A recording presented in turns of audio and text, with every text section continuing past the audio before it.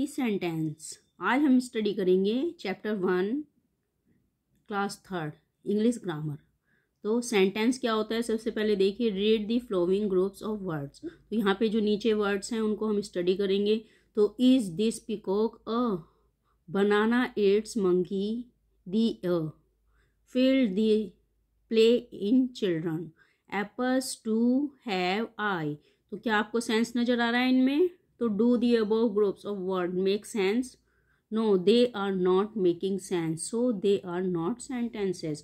तो ये क्या है, इनसे हमें कुछ सेंस नजर आ रहा है? ऊपर वाले वर्ड से कोई सेंस नजर नहीं आ रहा है, कुछ समझ में नहीं आ रहा है कि ये क्या है। तो इनसे हमें क्या है, कोई भी सेंस नजर नहीं आ रहा है, यानी ये करेक्ट नहीं है। अब नीचे देखिए, दिस इज अ पिकॉक, यह एक मोर है।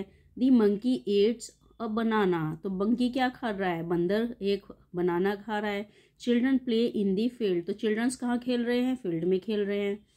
आई हैव 2 एप्पल्स, मेरे पास 2 सेब हैं।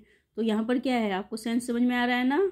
तो जो कहा जा रहा है वो हमें समझ में भी आ रहा है। तो यही क्या होते हैं, यही होते हैं हमारे सेंटेंसेस, यानी कि जो कहा जा रहा है वो हमें समझ में भी आए। तो now you can understand the sentence, the sense of this group of word because they are sentences. Thus we can say, तो हम कह सकते हैं कि a group of words which gives its complete sense is called the sentence। तो ये क्या कहलाता है?